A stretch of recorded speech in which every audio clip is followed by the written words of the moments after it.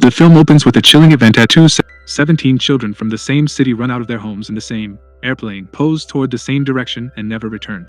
Their houses had CCTV and alarms, but by the time parents noticed, it was too late, and only the footage showed the kids leaving at exactly 2:17 in the same way. All of them were from the same class in the same school, 18 students in total, yet only one child, Alex, did not disappear. Their teacher, Justine, is immediately suspected, and police interrogate her along with Alex and his parents. But a month of investigation brings no trace of the missing children. The narrative then shifts to different character perspectives, starting with Justine's. She arrives at school one morning to find only Alex in class and soon learns that the other 17 students are missing, which leads to intense anger and suspicion from the parents. Although officially cleared, Justine is still blamed by the grieving parents, who accuse her of being a witch using black magic to make children vanish, leaving her emotionally shattered and turning to alcohol. The school closes during the investigation and reopens a month later for new students. But first a large parents' meeting is held where the victim parents are still furious, and Justine insists she is innocent and loves her students. The principal publicly supports her, saying she is telling the truth and is herself a victim. But a parent named Archer attacks her again, calling her a witch and riling up the crowd until people nearly become violent. Security and the principal quickly escort Justine out, ordering her to go straight home and stay inside for her safety. Back at home, devastated, Justine drinks to cope with everything that has happened. When the doorbell suddenly rings, she calls out to ask who is there. But no one replies, and when she looks through the peephole, she sees no one outside. Justine feels uneasy and looks out the window but sees no one, so she relaxes, until a loud knock slams on the door and she panics, shouting at whoever is outside to go away. Later, when she finally steps out with a tool in hand, she finds the word witch spray painted across her car. The next morning she reports it to the police and sees a friendly officer she knows, then goes to school, where the principal advises her not to return for now because parents are furious, and she should stay away from the children, including Alex. That evening, she meets the officer in a bar, learns he hurt his hand on a strange case, and tells him everyone thinks she is a witch. He tries to cheer her up. The following day, Justine tells him she believes Alex knows something and wants to talk to him, but the officer refuses, saying the investigators should handle it. Ignoring this, she follows Alex home from school, sees him enter his house, and rings the bell, but no one answers, even though someone had clearly opened the door moments earlier. All the windows are covered with paper, which makes her suspicious, so she slips around to the back and finds a small gap in one window. Peeking inside, she sees a dark room with two people sitting motionless like statues, which frightens her so much that she knocks over a shovel, yet no one reacts. Still unnerved, she tells the principal that something seems very wrong with Alex's parents, and that he may be in danger. The principal promises to check but again urges her to stay away. Later, at a store where she is picking up rings, a woman who has secretly followed her attacks from behind, yanking her hair, accusing her of coming to the house, and splashing drink on her face until a store clerk drags the woman out. That night, Justine sleeps and has a nightmare about walking alone into her classroom at 2:17. All the children sit with their heads down until Alex looks up, smiling eerily like a clown, making her jolt awake in terror. When she lies back down, she sees a Joker-like woman on the ceiling and screams again, then truly wakes up, realizing she had been dreaming inside another dream. The next day, she returns to Alex's house and tries to talk to him. He only tells her to stop following him, and goes inside. Justine knocks again, insisting she knows they are home and asking them to come out, but no one opens the door, so this time she does not leave. Instead, she sets up a watch outside, determined to wait until someone eventually comes out. From afternoon until night, Justine waits outside Alex's house, but no one comes out and she eventually falls asleep. Suddenly the front door opens and Alex's mother steps out, moving strangely with scissors in hand. Instead of attacking, she silently cuts Justine's hair and goes back, ending Justine's segment. The story then shifts to Archer, the single father who loudly accused Justine of witchcraft because his own son vanished. Obsessed and broken, he constantly replays the CCTV of his boy, haunts the police station for updates, and joins the parents' meeting to blame Justine again. Later, he secretly follows her from the liquor store, pounds on her door, and spray paints witch on her car to scare her. One night at 2:17 a.m., Archer wakes up and hears a noise, believing his son has returned. He rushes through the house, then sees the boy outside running in a plane posed toward another house. Archer follows, searches upstairs, and finds his son lying on a bed. He breaks down, apologizing for failing him and saying he loves him, until the light shifts and he sees the same terrifying Joker-like face instead of his child, jolting him awake from the nightmare. Realizing the dream showed his son running toward the town's tower, Archer studies a map and draws a line from his home to the tower, then visits another parent of a missing child and draws a second line from their house. The lines intersect over a specific address, which he believes is where the children went, so he marks it and heads there. On the way, he spots Justine at a gas station and confronts her.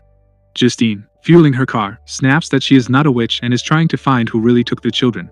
Suddenly she sees the school principal charging at her in the plain pose, face smeared with blood, and he grabs her by the throat. Archer intervenes and fights him, but the principal, wild-eyed and unnaturally strong, overpowers Archer and starts strangling him too, and this segment cuts off there. The next perspective is the officer's. Driving to work, he notices a boy peeking into a house window. When he approaches, the kid runs but is caught.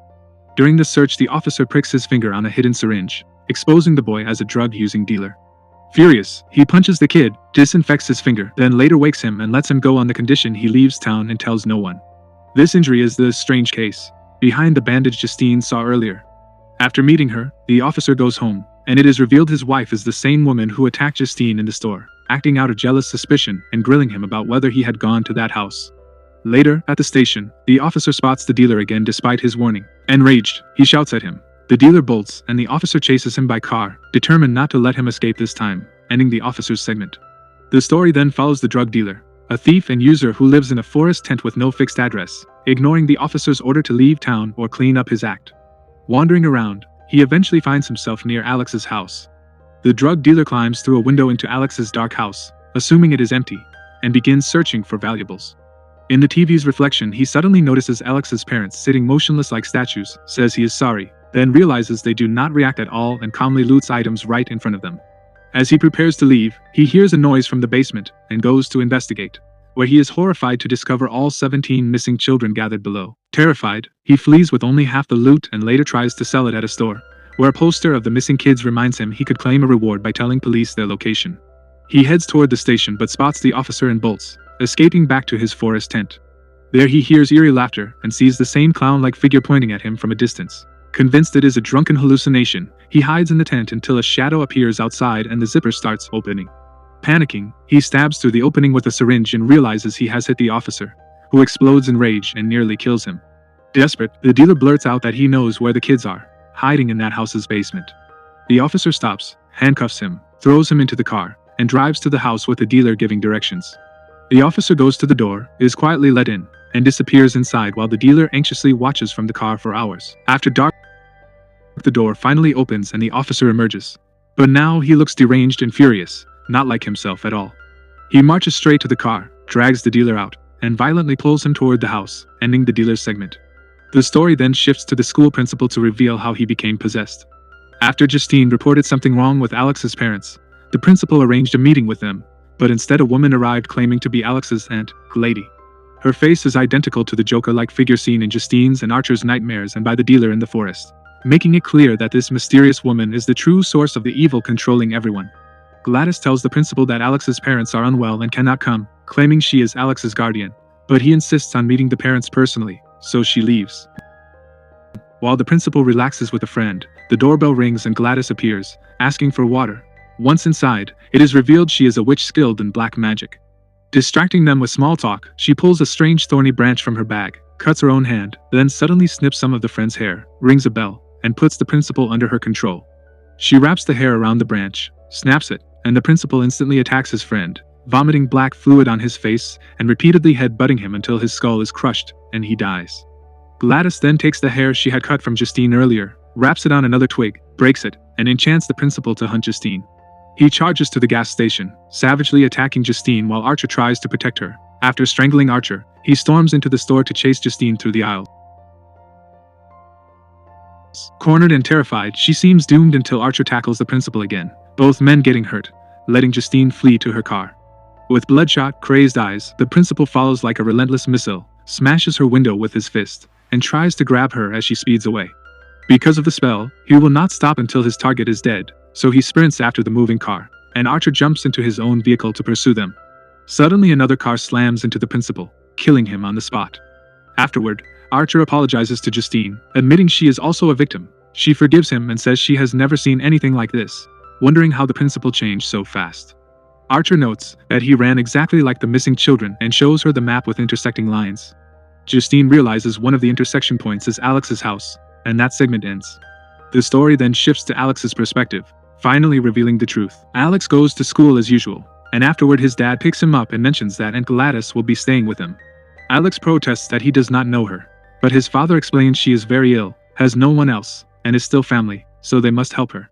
That night, Alex reads a book about witches and sees his father bring in Gladys, who looks frail and sick and carries a strange plant, which Alex ignores as he goes to sleep.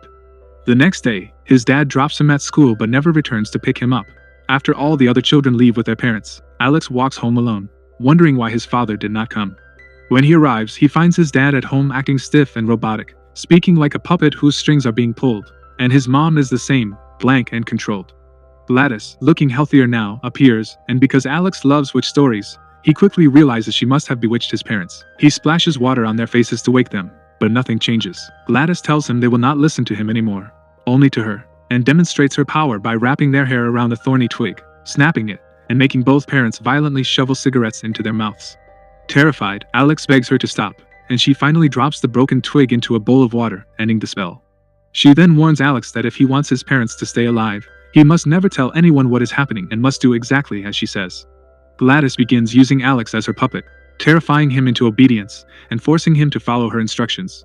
Every day he watches her perform rituals in front of the strange plant, which makes her look younger and healthier for a while before she again weakens, so she promises to cure his parents and leave if he helps her with one task. She orders Alex to bring something from each of his classmates so she can control them with magic, and he innocently agrees, not understanding the danger. At school he wonders what to steal: pencils, erasers, sharpeners, until he notices each child's name sticker and realizes he can simply peel those labels off.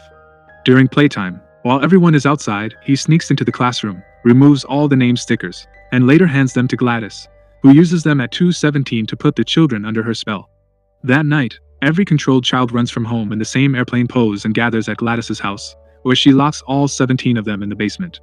The next day Alex goes to school alone, and soon the town learns that 17 students from one class vanished. Whenever questions arise, Gladys manipulates the adults with lies while keeping both the children and Alex's parents trapped in the dark house. Alex is forced to feed everyone and spend time in the basement before school, keeping the horrifying secret to himself out of fear, carrying a burden far too big for a lonely child. In the final segment, Alex returns from school in the present and sees a police car outside. Inside, the officer and the drug dealer stand like lifeless puppets under Gladys's control. She tells Alex to pack because they are leaving and begins another ritual, placing his parents as motionless guards at the door. At that moment Archer and Justine arrive at the house, and when the officer opens the door, Justine recognizes him and enters with Archer. Suddenly the officer and the dealer attack them. Archer fights the dealer while Justine flees toward the kitchen, only to be caught and strangled by the officer.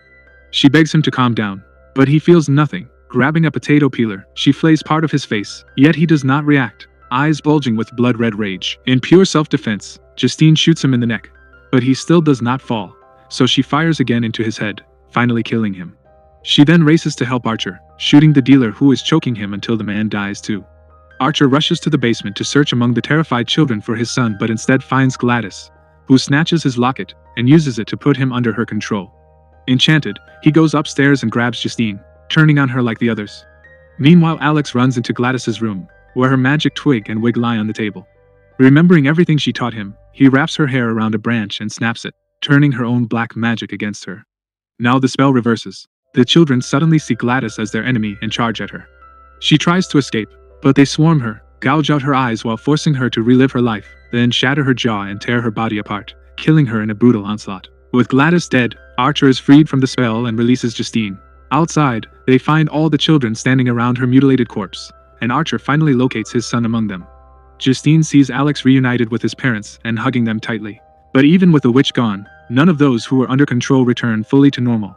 They exist in a strange, half-affected state as 2 years quietly pass after the incident. 2 years after Gladys's death, some children slowly start to recover, but others, and Alex's parents, remain frozen and empty, like living statues. The reason lies in how Gladys's black magic worked. She was old and frail and used a witch pin to drain life force from the couple and the 17 children, both to control them and to keep herself young and healthy. Alex's mom and dad never returned to normal because she had already consumed almost all of their life energy, leaving them as living dead, with nothing left to restore.